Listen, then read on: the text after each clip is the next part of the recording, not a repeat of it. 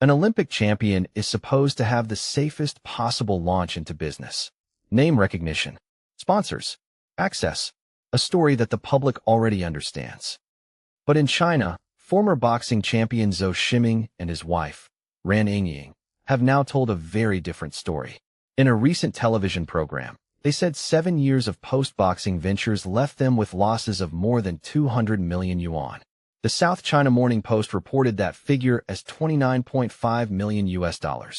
They say they sold property to repay debt. That headline is built for outrage. A famous athlete loses a fortune. A marriage is under pressure. It invites a search for a villain. But the more useful question is harder. How can a person who mastered the most disciplined individual sport walk into a business where discipline is not enough? This is not a video about deciding which spouse deserves blame. The sources available for this video are not a published audit, and a reality show is not a balance sheet. It is a story about the trap waiting for famous athletes everywhere, confusing a powerful personal brand with an operating model. It is easy to reduce a story like this to individual blame. One person spent too much. The other ran the business badly. Then another clip tells the opposite story. That is emotionally satisfying. It is also shallow. Zou was not an ordinary celebrity looking for an endorsement deal. He won Olympic boxing gold for China in Beijing in 2008 and London in 2012.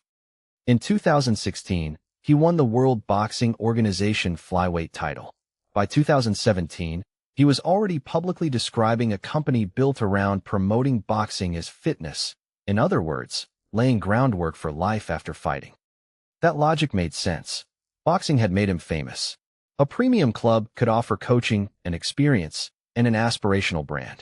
Why should a national sporting icon not build a boxing empire? Because the answer to that question contains the whole problem. An empire is not a gym with a famous name on the wall.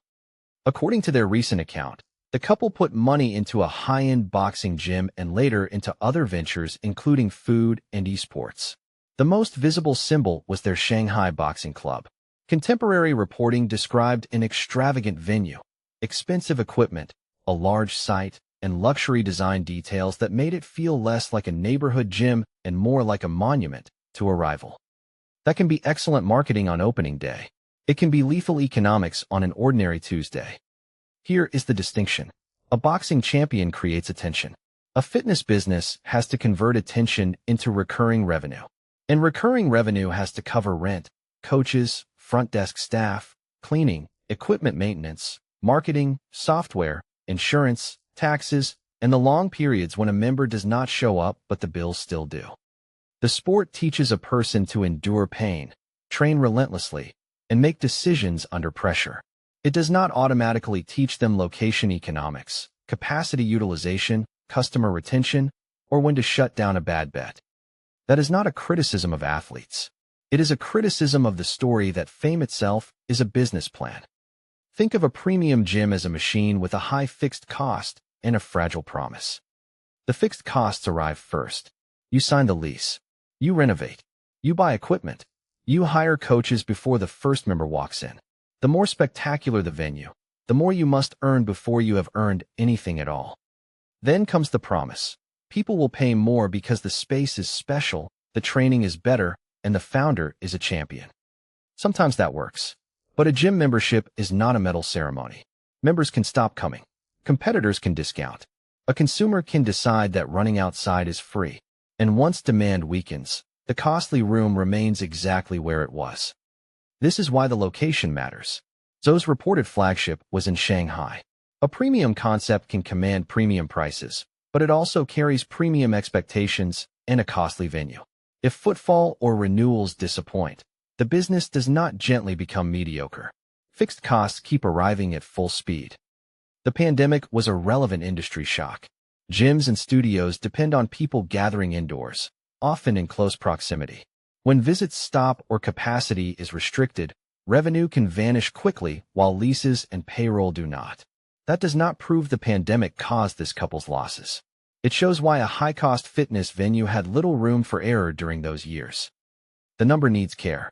It comes from the couple's own recent television account and is reported by multiple news outlets. It is not a public audit, and we should not pretend to know the breakdown. operating losses, unpaid obligations, asset sales, personal loans, or the value of businesses that remain. But the number is useful even with that limitation. It tells us the couple wants viewers to understand the scale as a multi-year financial crisis, not one failed shop. The reported response was also revealing. They say they sold property to reduce debt, and reports say both signed with an MCN company. That is a move away from hard-to-adjust commitments, such as property, fit-outs, and long leases, toward income more dependent on attention and conversion. That is not necessarily a humiliation. It is a rational response to a cash flow problem, but it also shows the price of postponing the moment when a business must be made smaller. The danger was never simply spending too much. It was allowing a high-status project to remain large after the evidence changed. Now, there is an argument in the other direction. Building a premium boxing club was not irrational from the start. Zou had a rare brand. Boxing was underdeveloped as a mainstream consumer sport in China. A beautifully designed flagship could attract media coverage, corporate clients, and aspirational members in a way a basic gym never could. Famous founders often do need a visible first bet. You cannot build a category from a spreadsheet alone. And we should be honest about the information we do not have. We do not have their internal budgets, their lease terms, their customer retention data, or a verified division of responsibility between the couple. Any clip claiming to assign the entire loss to one person is entertainment, not analysis.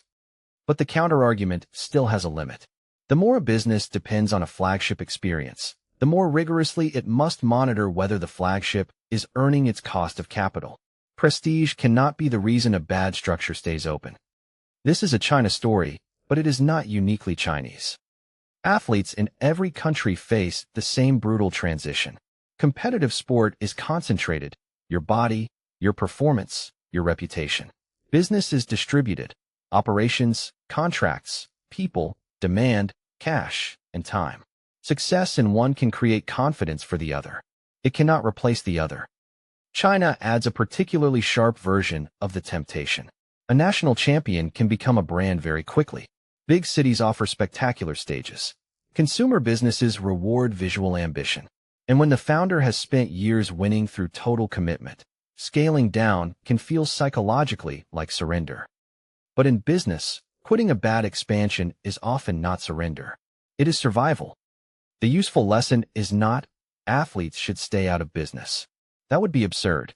The lesson is, ring-fence the risk. Partner with operators who can challenge the star. Make the first location a test, not a monument. Decide in advance what evidence would trigger a closure or a reset. And do not let personal identity turn a commercial decision into a fight over pride. The sad version of this story is that a champion lost money after leaving the ring.